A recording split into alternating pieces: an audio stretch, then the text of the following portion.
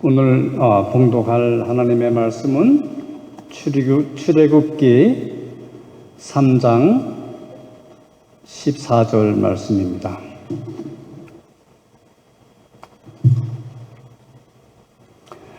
제가 읽어드리겠습니다. 하나님이 모세에게 이르시되 나는 스스로 있는 자이니라. 또 이르시되 너는 이스라엘 자손에게 이같이 이르기를 스스로 있는 자가 나를 너에게 보내셨다 하라. 아멘.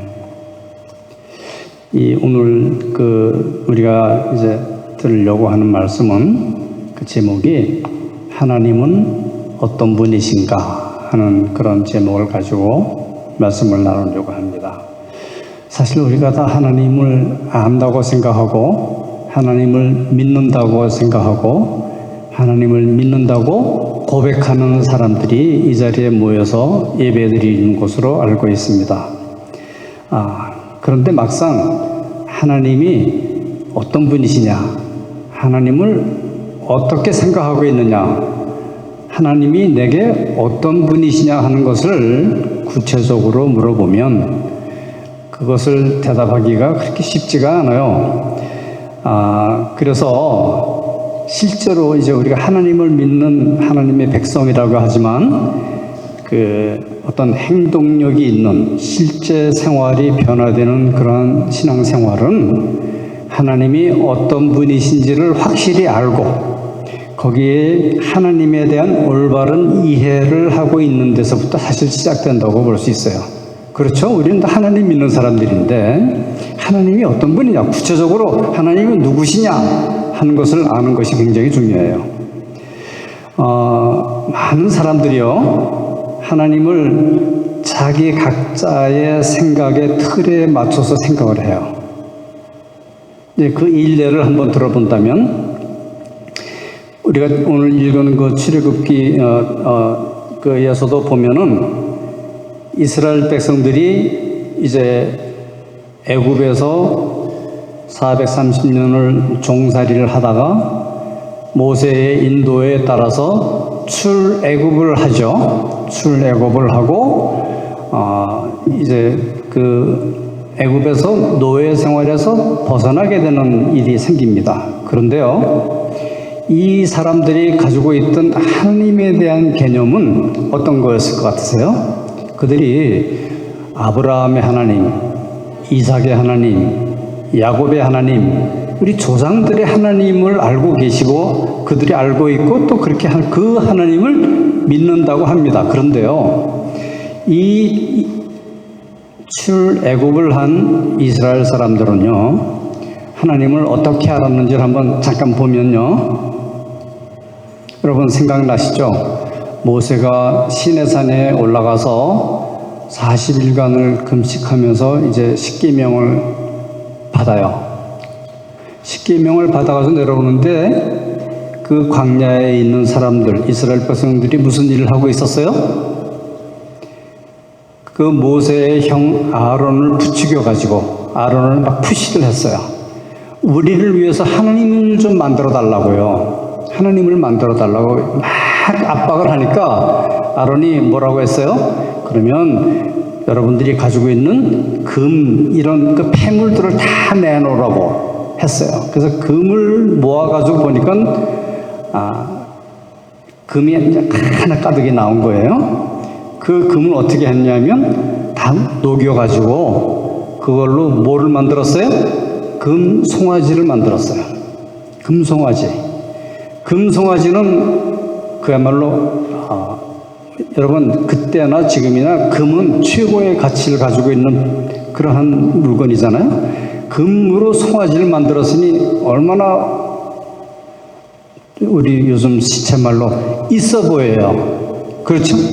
이건 뭐 같이 보이는 거예요. 그래서 그 송아지에다가 화환을 걸어놓고 거기다 제물을 내놓고 이것이 바로 우리를 애굽에서 인도한 하나님이다라고 하고 그 주위를 돌면서 노래를 부르면서 춤을 추면서 제사를 하기 시작한 거예요.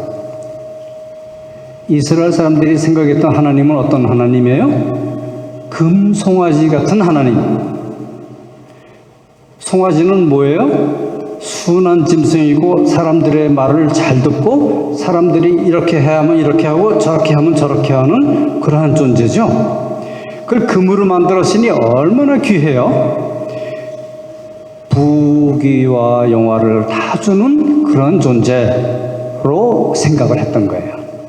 이것이 맞아요? 틀렸어요? 이것이 이 시내산에서 십계명을 받아가지고 내려오던 모세를 정말 분노하게 해서 금송아지를 다 깨부시고 거기에서 춤추는 사람들을 많이 징계를 하는 장면이 나오고 있어요. 이스라엘 사람들은 믿음의 조상 아브라함의 믿음을 전수받았다고 자기들은 하나님을 믿는 백성들이라고 했지만 그들은 실제 하나님을 모르고 어떤 하나님? 금송아지 같이 아주 있어 보이고 자기가 마음에 소원하는 걸 다 들어주는 그러한 종류의 하나님을 섬기기를 원했던 거예요. 이게 그들의 가졌던 하나님의 개념이에요. 그래서 우리가 이제 신앙생활 하는데요. 가장 기본적인 거가 어떤 거예요? 여러분 기도하시잖아요. 기도하죠. 안 하면 이상하죠. 그 기도를 어느 분에게 해요? 하나님께 기도하는데요. 기도할 때 우리가 가지는 전제 조건이 있어요. 그 전제 조건은 뭐예요?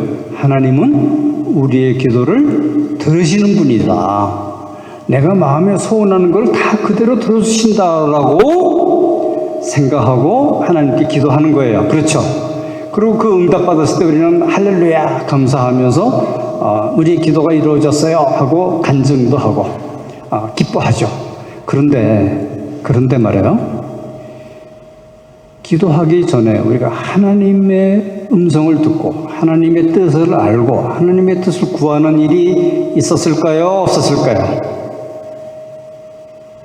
사실 하나님께 우리가 기도는 많이 하고 하나님께 많은 것을 소원을 아뢰고 하지만 정말 단 한 번도 하나님은 이것을 어떻게 생각하세요? 하나님의 소원은 무엇입니까? 하나님의 뜻은 어디에 있어요? 라고 구하지는 않는 거예요. 그게 우리 인간의 기본적인 심성이에요. 그래서 오늘 이 시간에는 우리가 몇 가지 여러분이 다 알고 계시지만 정리가 안 돼서 생각하지 못했던 것들을 같이 잠깐 나누는 시간을 가지려고 하는 거예요. 그것은 첫 번째로 하나님은 어떤 분이신가 하면 하나님은 스스로 계시는 분이에요. 곧 나는 여호와는 스스로 있는 자라고 하나님이 모세에게 말씀하셨어요. 스스로 계신 하나님. 그러니까 우리는요, 내가 하나님을 섬기고 뭐 좀 있어 보이게 해야 하나님이 존재한다고 생각하고 살아요. 사실은 모든 종교가 다 그렇게 하나님을 데코레이션해요. 죄송한 얘기지만 그 중세의 그 기독교가 왜 그렇게 부패했어요? 잘 살펴보면 그들이 교회는 정말 아름답게 꾸며놓고, 그렇죠? 교회 안에 얼마나, 여러분이 유럽에 가보셨으면 보셨을 테지만 얼마나 교회를 아름답게 꾸몄는지 그 로마에 가서 그 성당, 베드로 성당에 이런 데 들어가 보면 온통 금으로 뒤적질 해놨어요. 그죠? 봤죠? 그렇게 화려하고 찬란하게 꾸며놨는데 정말 그들이 그의 인격 안에 그 마음속에 하나님으로 섬겼냐는 거는 참 의심이 많이 되죠. 그것이 얼마나 부패했는지 할 수 없이 마틴 루터를 세우셔서 종교개혁이라는 걸 하게 만들어 놓으셨잖아요. 하나님은 이렇게 눈에 보이는 성전이나 이렇게 꾸며놓은 데 있는 분이 아니고 하나님은 우리와 함께 하시는, 우리 인격 안에 거하시기를 원하시는 여호와 일의 하나님이시고 하나님은 직접 통치하시는 하나님이라는 것을 말씀하고 싶었던 거예요. 이 하나님의 소원을 이루어준 사람이 마틴 루터고 종교 개혁자들인 거예요. 우리는 그 종교 개혁 신앙을 가진 믿는 사람들인 것을 믿습니다. 자, 그래서 하나님이 스스로 계시는 분이다. 우리가 세워주는 분이 아니고 하나님은 스스로 계시고 우리를 지으신 창조주 하나님이시다는 거예요.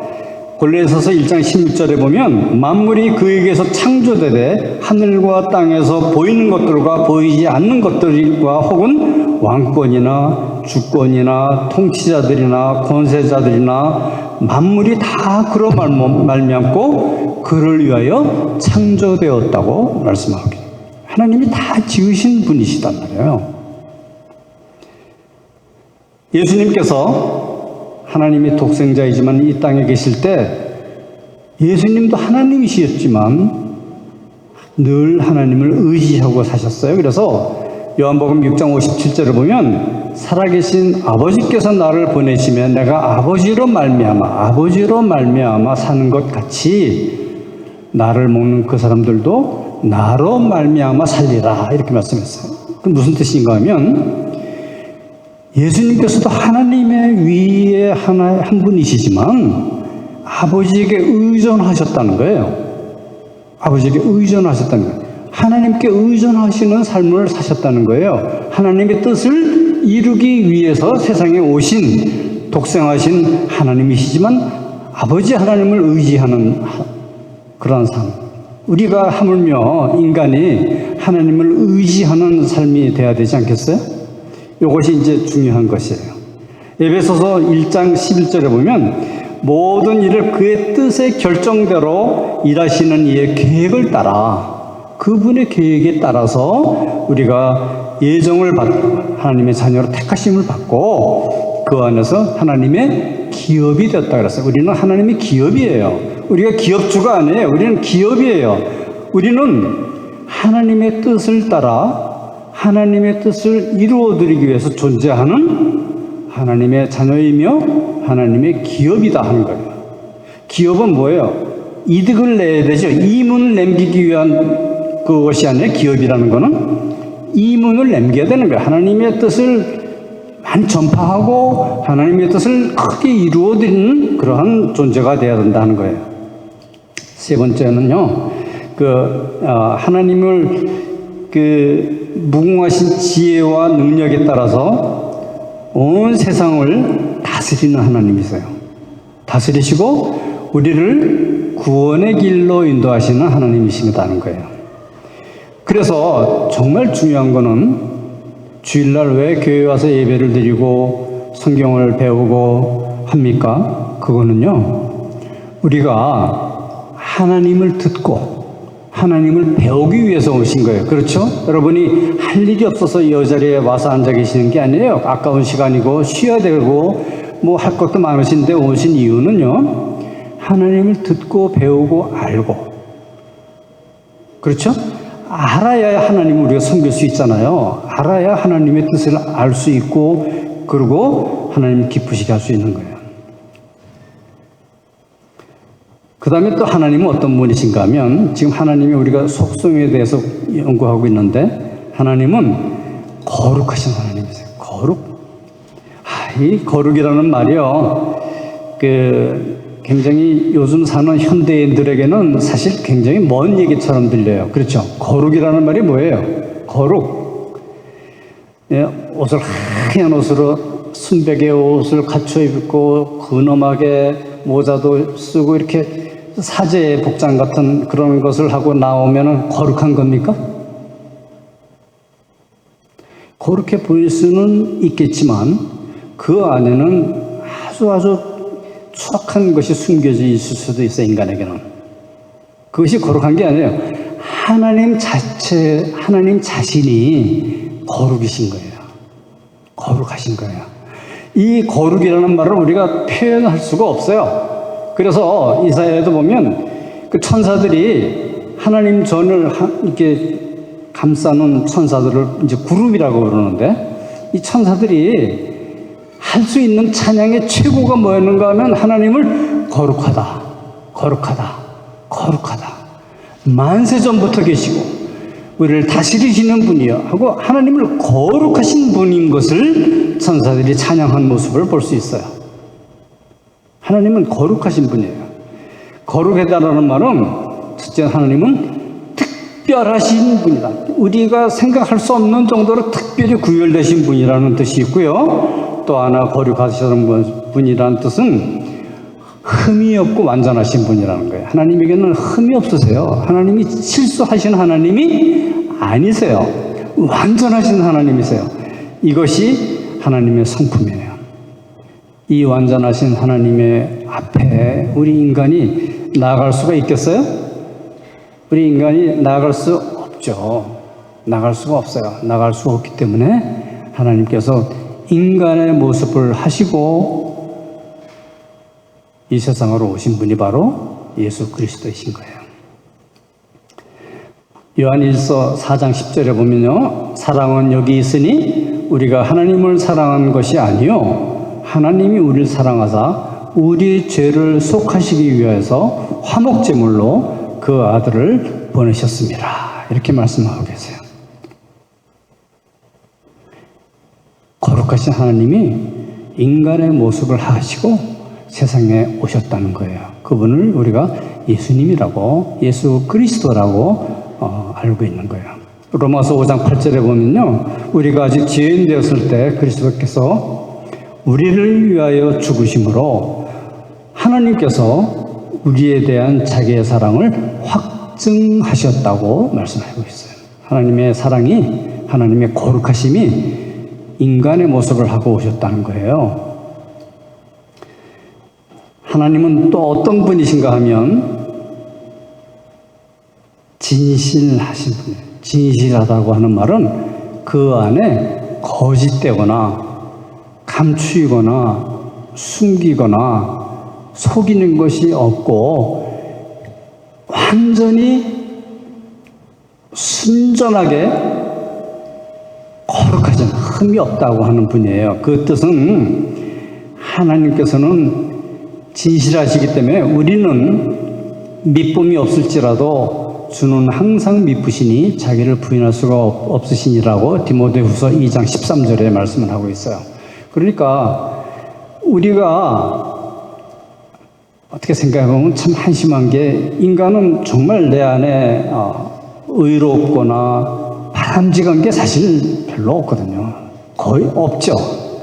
그냥 미움과 속임과 거짓과 추함과 이런 그런 것이 가득한데 우리가 하나님을 어떻게 믿고 어떻게 받아들일 수 있어요? 그런데 신실하신 하나님께서 약속하셨기 때문에 내가 네 죄를 사하기 위해서 십자가를 죽었다고 말씀하셨고 내가 너와 영원히 함께 계시겠다고 함께 하시겠다고 약속하셨기 때문에 우리는 그 하나님을 믿게 된 것이에요.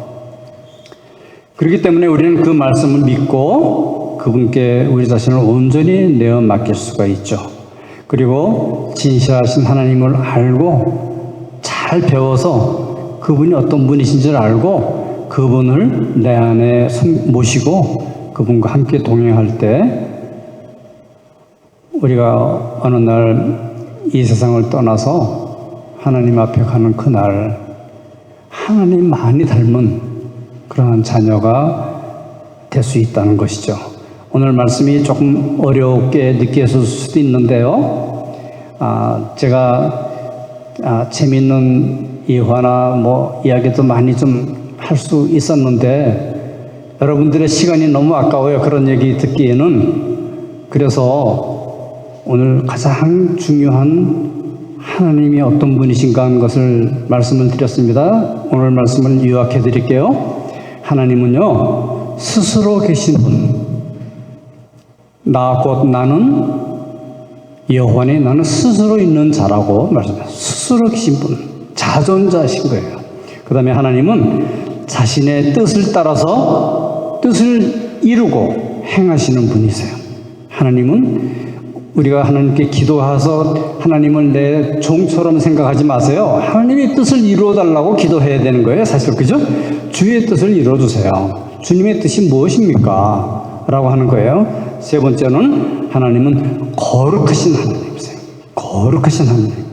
내가 죄인이지만 하나님 앞에 나갈 수 있는 유일한 조건은 예수 그리스도의 피를, 그분의 보혈을 의지하고 나가는 것이에요. 그 다음에 하나님은 사랑의 하나님이세요. 사랑은 여기 있으니 우리가 서로를 사랑한 것이 아니라 사랑이 우리에게 와주셨는데 그분이 바로 예수 그리스도이신 거예요. 그 다음에 하나님은 신실하신 분이에요. 그 안에 거짓이 없고 그 안에 속임도 없고 하나님은 신실하신 하나님이세요. 이것이 하나님의 속성이에요. 우리가 믿는 하나님은 이러한 하나님을 우리는 믿고 섬기고 따르는 것을 아시고, 이 하나님 앞에 우리 자신을 내보일 때 우리가 정말 정직하게 나 있는 그대로 하나님 앞에 나아갈 수 있는 우리 성도들이 되기를 축복합니다. 하나님 아버지, 하나님이 어떤 분이신가 짧은 시간이지만 저에게 말씀하여 주심을 감사합니다. 우리의 삶 가운데서 정말 하나님을 알고 하나님을 섬기는 하나님의 자녀들 되게 하여 주옵소서. 감사하며 예수님의 이름으로 기도합니다.